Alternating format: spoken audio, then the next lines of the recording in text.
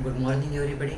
I'm Dr. Nitin Doshi, Professor of Neurology, with teaching experience of 25 years, working as consultant neurosurgeon in Panvel. Today, we'll discuss lecture on radical orchidectomy. Indication for radical orchidectomy is patient in whom testicular malignancy is suspected. Then, radical orchidectomy is the diagnostic and therapeutic treatment of choice. Informed consent for radical orchidectomy as well as simple orchidectomy is must. The approach to radical orchidectomy is through inguinal incision. This is because inguinal incision allows complete removal of ipsilateral testes, epididymis and spermatic cord to the level of deep ring or even 1 to 2 cm higher than deep ring, thus removing as much fibrofatty lymphatic tissue as possible. Also, by avoiding scrotal incision, one avoids interruption of scrotal lymphatics. Interruption of scrotal lymphatics will alter the metastatic pathway. So, due to metastasis, in later date there will be involvement of inguinal lymph nodes due to scrotal incision, in addition to retropetal lymph nodes from primary testicular tumor. Prior to subjecting the patient for radical orchidectomy, proper evaluation of opposite side of the testicle is important, as synchronous testicular tumors have been reported in approximately 1% of patients. If tumor markers for testicular tumor have not been already collected, then just prior to radical orchidectomy, blood should be collected for serum tumor markers for testes, namely alpha fetoprotein, human chorionic gonadotrophin, that is beta HCG, and LDH. This is to confirm the diagnosis of germ cell tumors. Also, the level of these serum tumor markers serve as a baseline level to compare serological trends after orchidectomy. If testicular prosthesis is to be placed, then at time of radical orchidectomy itself, then one should discuss that prosthesis whether to be inserted or not beforehand only. Many times if it is done for the adolescent, then parents doesn't want the testicular prosthesis. Even many adults also they don't want testicular prosthesis. So whether patient wants testicular prosthesis or not should be discussed prior to radical orchidectomy. If patient had undergone any scrotal surgery before the radical orchidectomy like hydrocele repair or orchiopexy, then patient should be counseled regarding hemiscrotectomy along with radical orchidectomy, because there is always a chance of the interruption of the lymphatics, and so due to prior incision there is interruption in this lymphatics, and so there may be later date spread to the inguinal lymph nodes. Usually radical orchidectomy is performed under spinal anesthesia in supine position. Proper preparation from umbilicus to mid-thigh, including external genitalia and perineum, is important. After sterile draping of surgical field, exposure of ipsilateral anterior superior iliac spine, symphysis pubis and scrotum is required. Incision is normally 4 to 5 cm in length along the Langer line, similar to inguinal hernia repair. That is about 1.5 cm above and parallel to medial 2/3 of inguinal ligament. Before taking incision on, one can do the surface marking of deep inguinal ring and superficial inguinal ring. And as one knows, the inguinal ligament extends from anterior superior iliac spine to pubic tubercle. The deep ring is about 1 to 1.5 cm above mid inguinal point immediately lateral to inferior epigastric artery. The mid-inguinal point is the midpoint of imaginary line joining anterior superior iliac spine and symphysis pubis.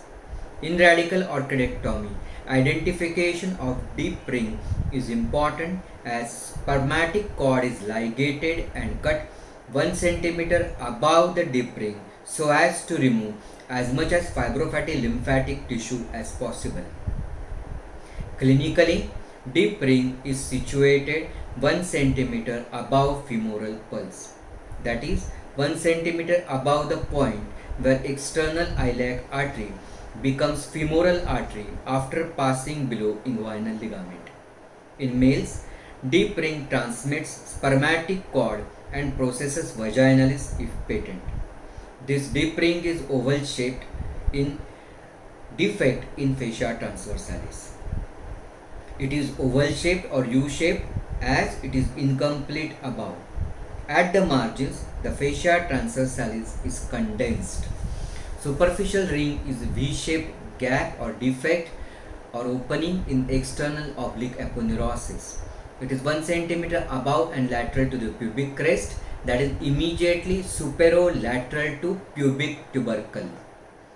Clinically or on table, the superficial ring or external ring is found by passing little finger of one hand of surgeon through bottom of scrotum towards inguinal canal, that is upwards and laterally.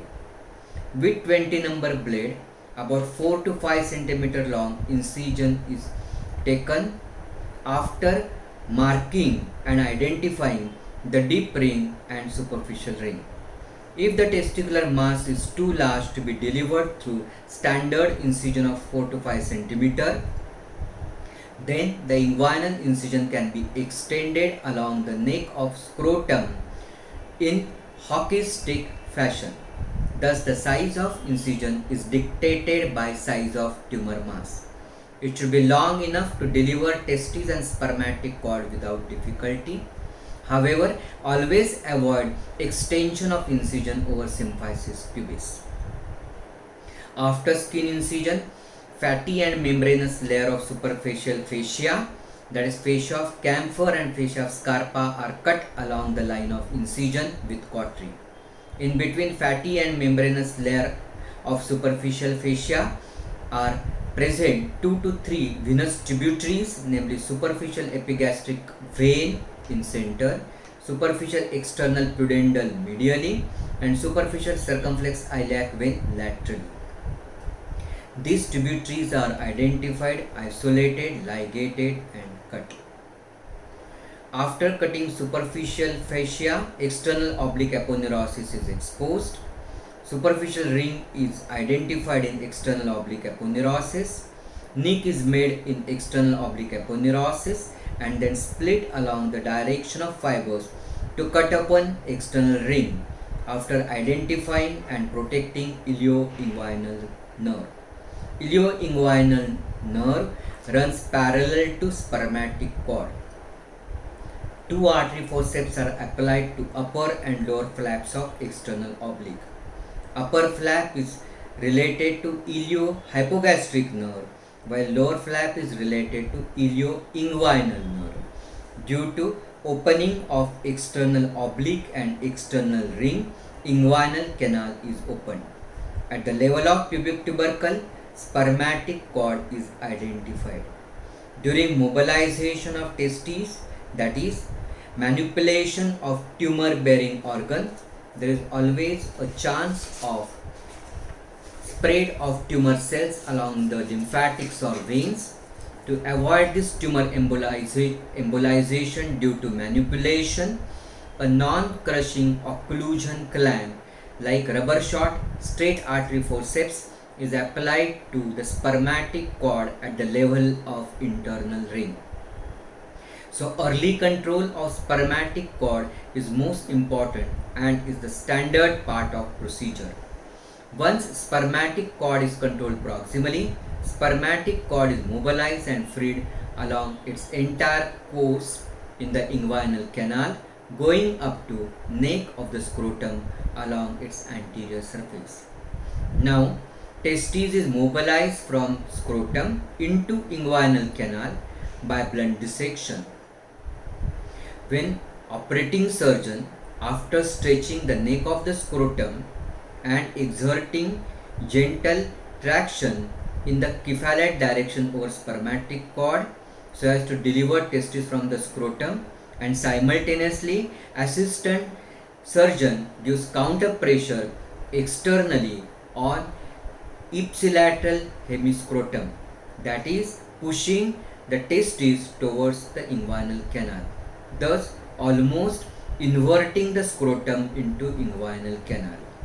The testes now can be delivered into inguinal canal after incising gubernaculum, which extends from the lower pole of testis to the bottom of the scrotum. If there is any doubt regarding presence or absence of malignancy, once the testis is delivered from scrotum into inguinal canal, then place the testes on sterile towel and carry out inspection and palpation of the testes.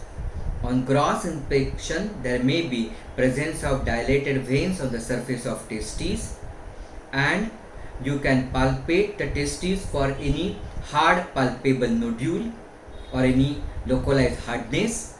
Also on sterile towel, tunica vaginalis can be opened for direct inspection and palpation of tunica albuginea.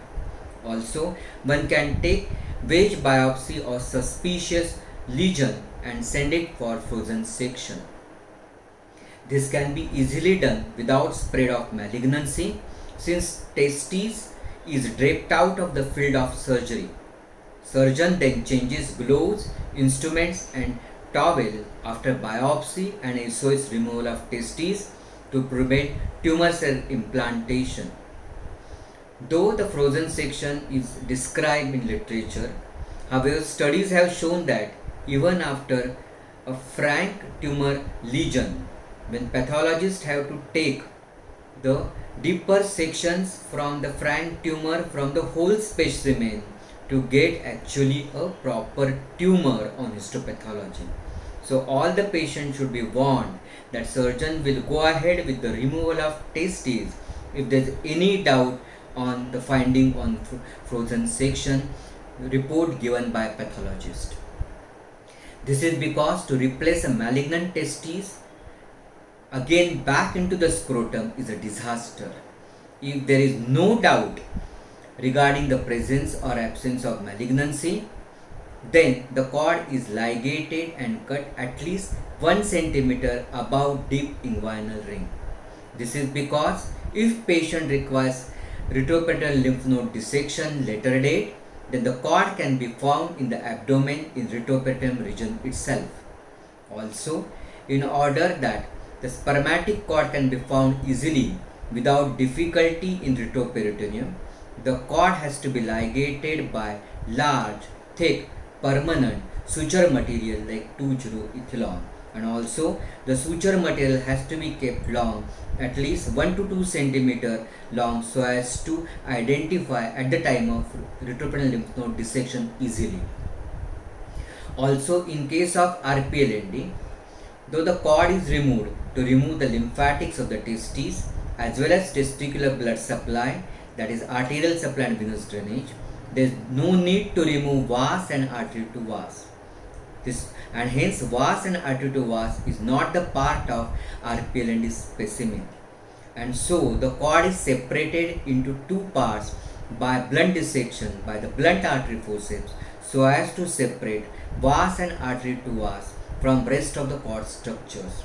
In order to disconnect the spermatic cord at least 1 centimeter above the internal ring, that is a defect in fascia transversalis requires opening, and for the same, that is opening the deep ring, inferior epigastric artery which is just medial to the deep ring is identified, isolated, ligated and cut. Now artery forceps are applied to the U-shaped edges of deep ring and is incised upward for 2 to 3 centimeter.